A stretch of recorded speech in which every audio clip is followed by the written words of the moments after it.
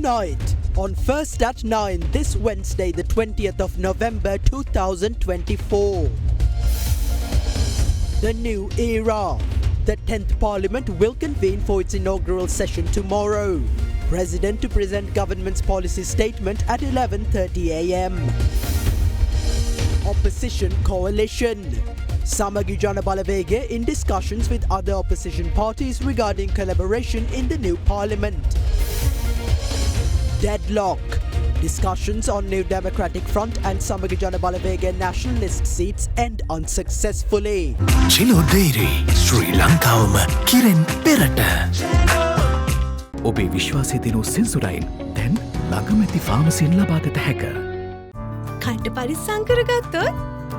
Api Parisan. Asian Paints Causeway Aquasafe, Vesat Matu together at Disney. This is Derana First at 9. Live from Studio 24 in Colombo. Good evening and welcome to Sri Lanka's premier primetime English news bulletin, Derana First at 9. I'm Tarindu Mahendra, joining you live with the latest in Sri Lanka and from around the world. Minister of Transport, Highways, Ports and Civil Aviation Bimal Ratnayake says the government's collaborative effort is not driven by personal agendas but aims to strengthen the national plan. Addressing media after officially assuming his duties, Minister Ratnayake further stated that any state employee who does not support the national strategy has the option to leave the service instead of hindering the process. Meanwhile, several other new ministers also officially assumed their duties at their respective ministries today. Prime Minister Dr. Harin Fernando, who retained the portfolios of education, higher education and vocational education, officially assumed duties today at the Ministry of Education.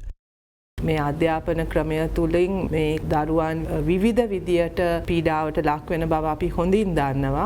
විශේෂයෙන්ම පාසල් අධ්‍යාපනය රටාවකට ගේන්න නිසි calendar එකක් අනුව වැඩ කිරීම අධ්‍යාපනය පිළිබඳ විශ්වාසය ගොඩනගන එකත් දරුවන්ට ඒක සතුටින් කරන්න පුළුවන් පීඩාව අඩු තැනක් බවට පත් කරන්නත් අපි වෙහෙසෙනවා. The Minister of Transport, Highways, Ports and Civil Aviation Bimal Ratnayake also officially assumed duties at the ministry this afternoon. ලෝකෙතන විශාලම ඉන්ඩස්ට්‍රි එකක අපේ අමාත්‍යාංශ දින වරාය පෞද්ගලිකාංශය රාජ්‍යාංශය දෙකම සම්බන්ධ කරගත්තු. Ports are the world's largest industry. We must adopt a system that is collaboratively managed by both the state and private sectors. We will appoint 2 more deputy ministers who are young and capable to oversee this ministry. We are not working for personal agendas. Our goal is to strengthen the national plan and we give you the opportunity to support this vision. We are committed to giving our best. As government workers, you can choose to support us or move on. Minister of Health and Mass Media Dr. Nalinda Jayatissa, who assumed duties at the Ministry of Health yesterday, officially assumed duties at the Ministry of Mass Media today. The media has a responsibility to the public. We are utilizing what belongs to the people of this country. Our goal is to grant freedom to all media outlets while also ensuring their accountability and responsibility. As per our manifesto, we are ready to grant that freedom. However, the media must remember that freedom has its boundaries. Minister of Plantation and Community Infrastructure Samantha Widyarathna also officially assumed duties at his ministry. අපි සාමූහිකව මේ රට ගොඩනැගීමේ ව්‍යායාමයක යෙදී සිටින්නේ. අපි හිතන මේ අමාත්‍යාංශයෙන් සුවිශේෂ මෙහෙවරක් අපට කරන්න පුළුවන් කියලා. Meanwhile, Professor Anil Jayanta Fernando, the Minister of Labour, officially assumed duties at his ministry today.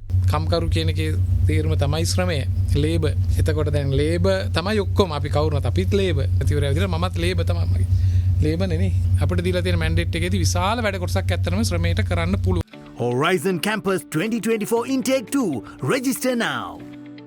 Piripum ජීවිතයකට ඔබ සමගින් පෙරට Union Assurance.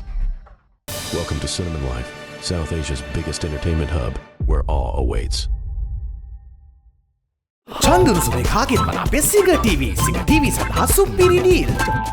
Sadaharita Plantations Limited, celebrating 22 years of your trust. An independent committee was appointed by the New Democratic Front today to probe the appointment of former parliamentarian Ravi Karunanika as a nationalist MP of the party. Meanwhile, Sajith Premadas's Samagi Jana Balawegaya has yet to nominate candidates for its 4 remaining nationalist seats in Parliament. The nomination processes for Samagi Jana Balawegaya and New Democratic Front nationalist MP positions devolved into internal turmoil due to fierce competition for a limited number of parliamentary seats.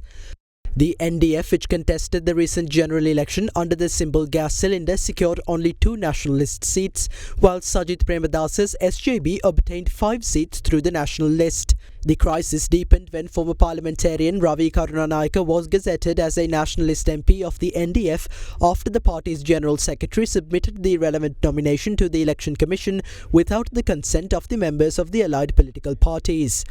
Meanwhile, issuing a statement today, NDF General Secretary Sharmila Pereira stated that the relevant nomination was submitted to the Election Commission per the Memorandum of Understanding signed by the allied political parties prior to the parliamentary polls.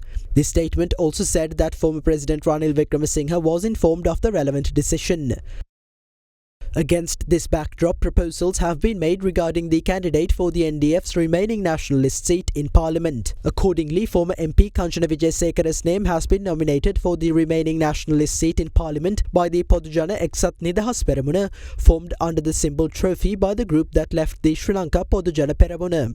However, members of the Sri Lanka Freedom Party, the New Alliance and the Podujana Eksat Peramuna, which represented the NDF, requested that former MP Faiza Mustafa be nominated as one of its nationalist MPs. Against this backdrop, the members of the NDF convened another meeting today in Colombo. However, it was reported that the party has yet to reach a final decision in this regard. Meanwhile, a 4-member committee has been appointed during the meeting held today under the patronage of party leader former President Ranil Wickremesinghe to conduct an independent inquiry into the appointment of former MP Ravi Karunanika as an MP from the national list of the NDF. The relevant report is expected to be submitted to party leader Wickremesinghe within 3 weeks.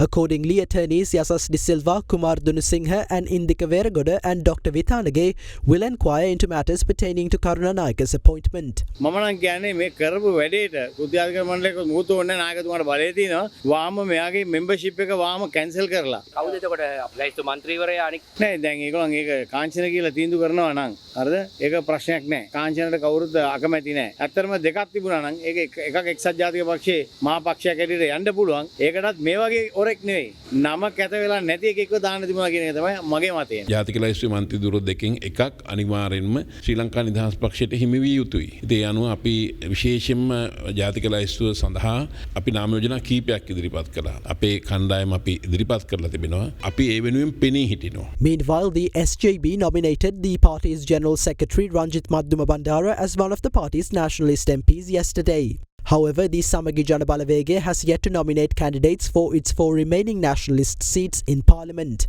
Accordingly, 4 candidates from among former parliamentarians Dala Salaha Peruma, Imtiaz Bakir Makar, Sujeeva Senasinghe, Iran Vikramaratne, Tissata Naika and Mano Ganeshan are proposed to be nominated for the SJB's remaining nationalist seats in Parliament. Fast track your career from O-Levels with eSoft. After O-Levels, start your Australian degree in just 8 months with ACBT's Foundation Program. Enroll now before it's too late. Call 071 115 1234 for Colombo or 077 011 3223 for Kandy. Diabetol, සීනිවලින් පරිස්සම් වන ඔබට අමතක නොවන පෝෂණය. Prime Group ලංකාවේ ප්‍රථම වතාවට හඳුන්වා දෙන land leasing ලේසියෙන් මීටමක්.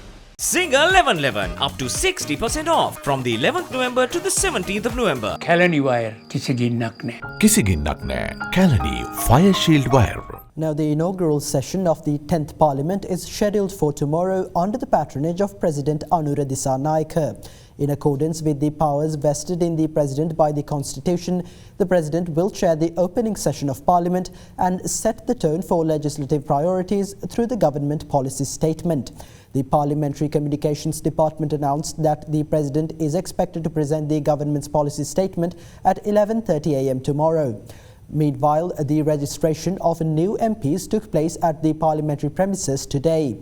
A significant feature of the incoming parliament will be that a majority of the legislators are newcomers to political office. Of the 225 members of the 10th Parliament, 162 are representing Parliament for the first time. We at TV Derana and Other Derana are ready to bring you the live telecast of the inaugural session of the 10th Parliament of Sri Lanka tomorrow, starting from 10 a.m.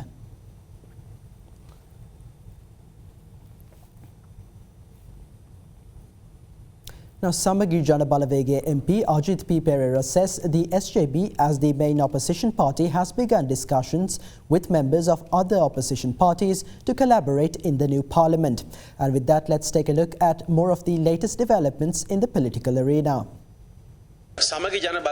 As the main party in the opposition, we have started discussions with members of other political parties in the opposition. By working together, offering constructive criticism and proposing alternative solutions, we plan to support the government in moving the country forward.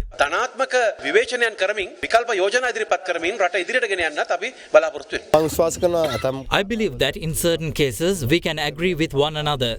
We must seize opportunities for agreement when possible. From a policy perspective, we must act as a responsible opposition. History has shown that at times the opposition has become part of the government. This should never happen again. As the original opposition, we must represent the people faithfully.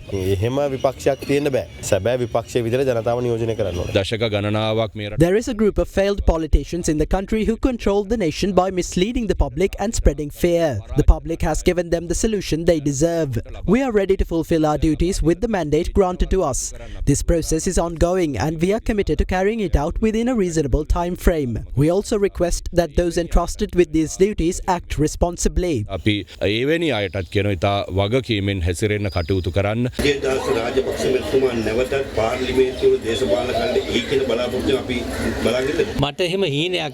do not have such ambitions. I decided not to contest the election because an opinion has been formed in this country that all 225 parliamentarians are thieves and corrupt. I do not feel the need to continue in politics under such accusations. Even the chief prelate of the Malwadu chapter stated that the cabinet ministers of the previous government did nothing. After we took over the country, no one dared to take and brought the country to its current state. If we are still being accused in this manner, why should we remain in politics?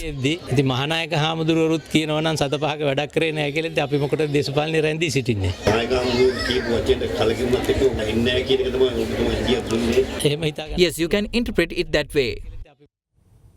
The Asian Development Bank has approved a $200 million policy-based loan to further support the Sri Lankan government in strengthening the country's financial sector. The second sub-program of the ADB's Financial Sector Stability and Reforms Program builds on the stabilization and crisis management measures introduced under the first sub-program, which was approved in 2023. The reforms under the program are expected to improve the Central Bank of Sri Lanka's regulatory supervision of banks, ensuring financial stability. The ADB's country director for Sri Lanka, Takafumi Kadono, stated that Sri Lanka has made significant progress in stabilizing macroeconomic conditions and improving its fiscal situation. The ADB is helping Sri Lanka establish a long-term growth by introducing and institutionalizing structural reforms in its financial sector. The ADB country director further noted that through the program, the ADB is supporting the strengthening of banking sector governance and expanding financial inclusion to achieve sustainable recovery from the economic crisis, enhance resilience and alleviate poverty.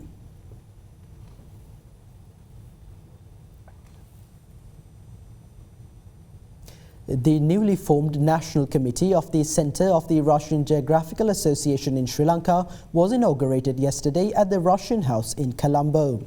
The committee was inaugurated at a forum themed under One Sun, Russia-Sri Lanka People's Diplomacy Culture. Former Minister of Education Dr. Susil Premajayantha was appointed the founding president of the National Committee, while Dr. Saman Veerasinghe was named chairman and Buddha Priya Ramanayake took on the role of Secretary General. The inauguration was graced by Ambassador of the Russian Federation to Sri Lanka and the Maldives, Levan S. Zagarian. The Centre of The Russian Geographical Association in Sri Lanka aims to enhance cultural, educational and scientific exchanges between Russia and Sri Lanka, further strengthening ties between the two nations.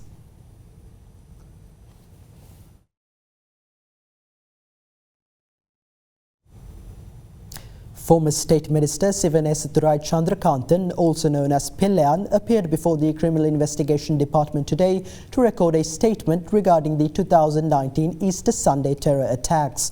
Chandrakantan was summoned by the CID in connection with an investigation into the Channel 4 expose on the Easter attacks, which featured an interview with Azad Maulana, with whom the former State Minister had previous connections.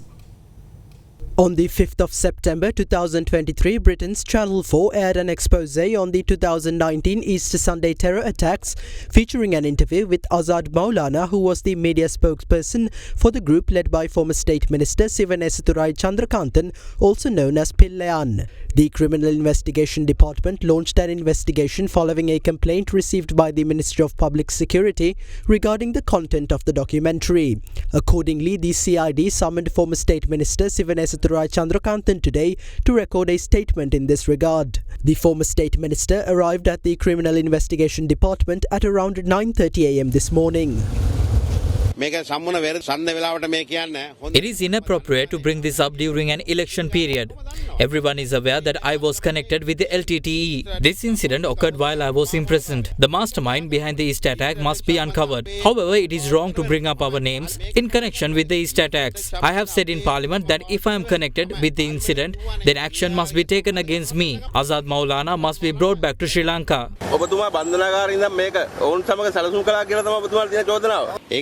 Azad Maulana is currently living abroad. To ensure his well-being, he has to obtain permanent resident status. That is why he is committing these dishonorable acts. No, definitely not. Suresh Saleh was the Director of State Intelligence. I know this as I am engaged in politics. I have been working for this country since 2002. I couldn't have engaged in politics for that long without knowing who the army commander or the head of intelligence is. I have written a book about the Easter attacks in Tamil. I will be translating it to Sinhala. You should read it. After recording his statement for nearly 5 hours, the former State Minister left the CID premises. Discussions were held regarding the Easter attacks. However, there wasn't sufficient time today and I was requested to appear before the department on another day. I am ready to do whatever is required of me. I know that I am not connected with the attacks. The person connected with the attacks is still roaming free. It is up to the government to apprehend them. Meanwhile, former Minister Harin Fernando, who was arrested today on charges of violating election law prior to the parliamentary election, was later released on bail after being produced before the Badulla Magistrates Court. The former minister was apprehended over a political campaign carried out in Badulla, which later devolved into a tense situation. On the 11th of November, former MP Harin Fernando, who contested the recent general election under the New Democratic Front from the Badulla district, engaged in an election campaign event in the Badulla town with several supporters. A tense situation arose when officials of the District Election Dispute Resolution Centre and police attempted to halt the event.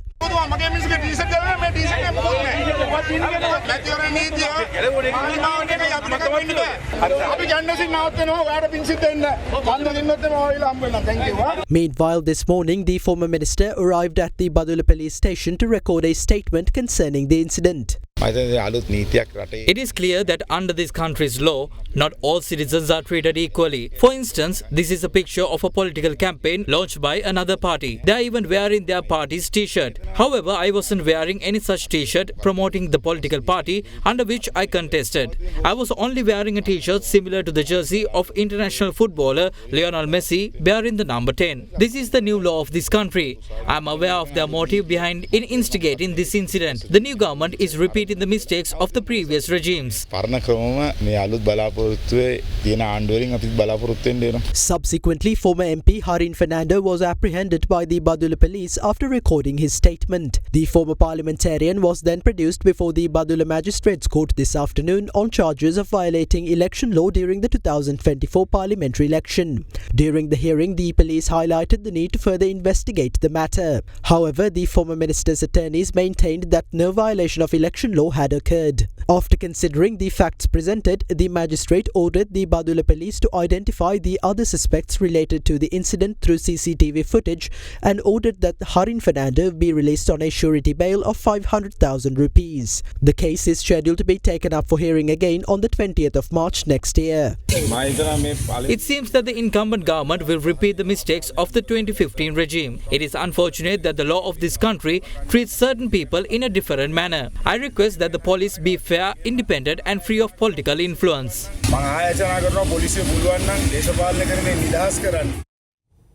The Cabinet of Ministers has granted approval for the importation of 70,000 metric tons of rice as a short-term solution to address the current rice shortage in the market. Minister of Trade Vasantha Samarasinghe has stated that the rice will be imported through Lanka Satosa and the Sri Lanka State Trading Corporation. He further mentioned that a stock of Swarna Nadu rice will be imported with Cabinet approval.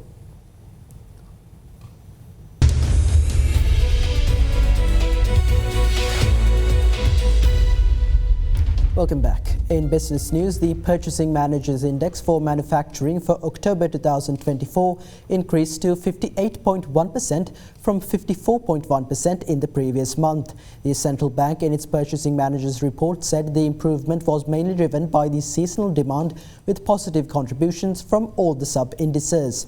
New order sub-index remained elevated in October as firms continued to receive production orders for the upcoming festive season, mainly for the food and beverages sector. Further, the firms had ramped up their production processes, increasing the production sub-index during the month. The services PMI indicated a rapid expansion in service activities in October 2024 as reflected by the Business Activity Index, which recorded a value of 60.3%. The expansion in business activities was driven by the improvements observed across most of the key sectors.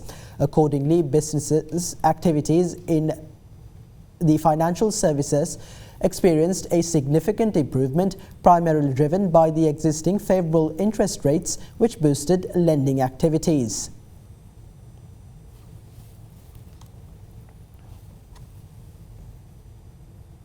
The Colombo Bourse closed in green today as a result of price gains in counters such as John Kills Holdings, Commercial Bank and Lion Brewery.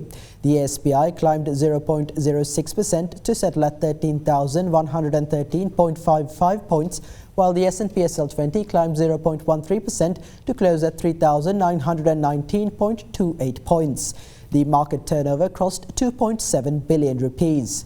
The capital goods sector was the top contributor to market turnover, followed by the banking sector. Foreign investors closed as net sellers, offloading shares worth 442 million rupees.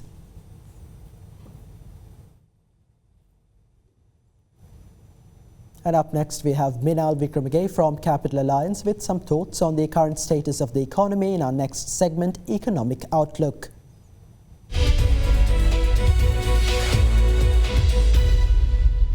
The index of industrial production for September 2024 rose by 2.1% to 92.2 compared to September 2023. This increase was primarily driven by notable gains in the manufacture of coke and refined petroleum products, wearing apparel, and rubber and plastic products. The AWPR for the week ending November 14 saw a minor decrease of 5 basis points to 9.11% compared to the previous week. Total outstanding market liquidity registered a surplus of 112.5 billion LKR by November 14, down from 123.3 billion LKR in the previous week. Yield rates for treasury bonds and bills remained relatively stable during this week, while the rupee value of treasury securities which were held by foreign investors increased by 5%. Additionally, the Sri Lankan rupee has appreciated by 10.8% against the US dollar since the start of the year.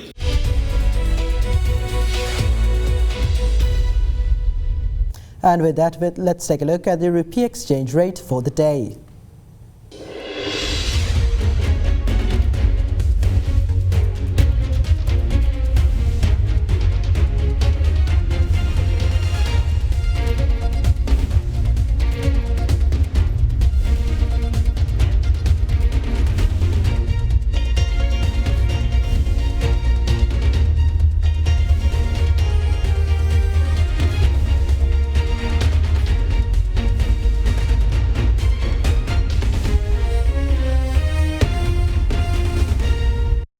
And with that, we wrap up tonight's edition of First at 9. Thank you for joining and have a good night.